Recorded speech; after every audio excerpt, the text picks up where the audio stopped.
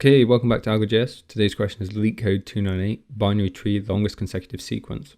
So given the root of a binary tree, return the length of the longest consecutive sequence path. A consecutive sequence path is a path where the values increase by 1 along the path. Note that the path can start at any node in the tree, and you cannot go from a node to its parent in the path. Okay, so there are a few things we can extract from this. One is that it's increasing, so the consecutive sequence path is increasing by 1, so we can't take decreasing sequences. So say for in example 2, we have this binary tree, we are decreasing from 3 to 2 to 1.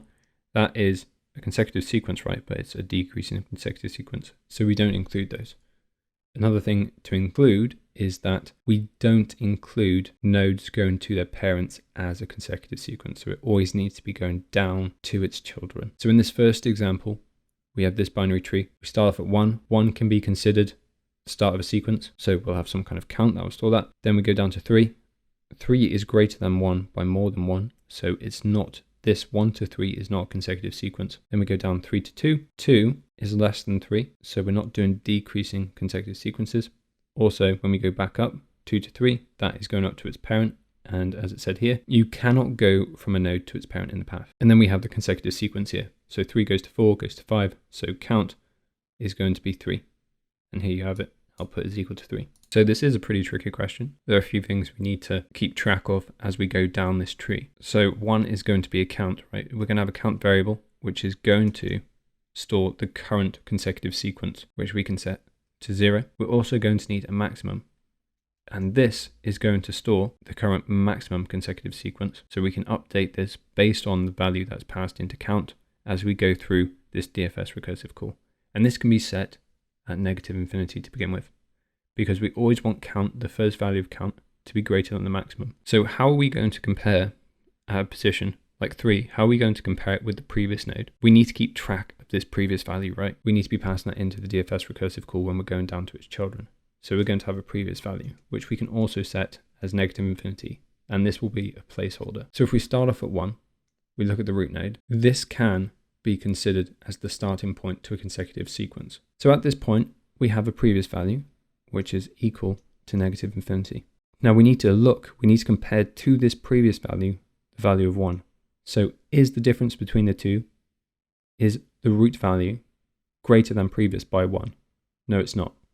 So we aren't going to be increasing a consecutive sequence here.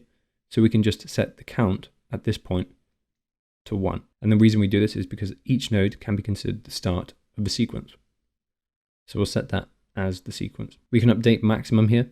So maximum is going to be equal to 1, because it's going to be the maximum between -infinity and 1. And then previous value, which is currently set at -infinity, well, what we're passing down to 3 is going to be this value, root.val. So when we get to 3, we pass in c is equal to 1, m is equal to 1, and previous is also equal to 1, so it's equal to this value. Now we have a look at 3. We see if 3 minus 1 is equal to the previous value of 1.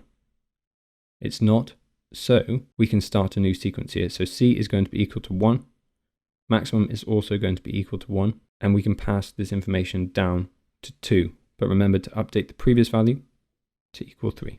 So now we look at 2. The current count is equal to 1, maximum is equal to 1, and p is equal to 3. Is 2 minus 1 equal to the previous value of 3? No, it's not. So we reassign count to equal 1. So we start a new sequence because this could be the start of a sequence. We update max to 1, and then we traverse the tree. So we update p to 2. So we go down, we've reached null values, so we can create a base case here. So if root is equal to null, we can just return from this, right? Because we want to scan the rest of the tree. So we return from this, we return from this. 2 has no more children to go to, so we return from that. Then 3 can go to 4. So 4, current count is equal to 1, maximum is equal to 1, and p is equal to 3. We make the check, is 4 greater than the previous value of 3? Yes, it is. So we can increment our count to 2, as opposed to restarting the count. Maximum can then be updated to 2, so it's going to be the maximum between our count and the current max, which was 1 from this one. And then we can update the previous value to pass in to the DFS recursive call on 5. So at 5, we have c equal to 2, so count is equal to 2, maximum is equal to 2, and p is equal to 4. 5 is greater than 4 by 1, Great, so we can increment our count to 3. Maximum gets updated to 3. And then what we pass down to our children, we have to update previous to equal 5. So we get to null values, and using this base case, we return from these. 5 has no more places to go to, so we go to 4. 4 goes to 3. 3 goes to 1.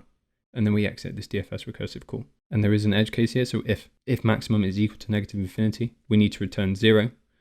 Otherwise, we can just return the max that we created from this DFS recursive call, which will be 3. So with this DFS recursive call, time complexity is going to be O(n) because we're visiting each node exactly once, and then space complexity again is going to be O of n because we're using a stacked data structure to carry out this DFS. So when starting to code this out, we'll initialize those variables. So maximum is going to be equal to negative infinity.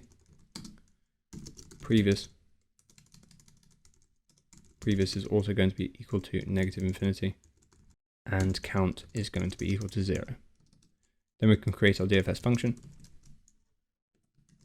Now when we call DFS, we want to pass in the root, we want to pass in count, and we want to pass in prev. So we can add those into the parameters, count, prev. So firstly, we set our base cases. So if root is equal to null, we can just return from this.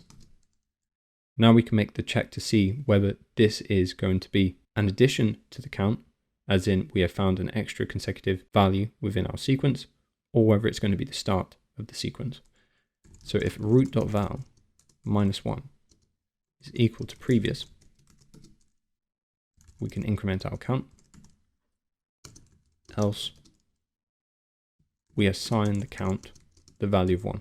And then outside of that, we need to update the maximum, which is going to be the maximum between our global max and count. And then we just DFS down the left side. So root.left, we pass in count, and then for the previous value, we need to pass in the current root value. And then we DFS down the right side, passing in count and root.val as the previous value. And before we finish, we need to make that additional check. So if max is equal to negative infinity, then we need to return 0, else we can return max. And we need to return this.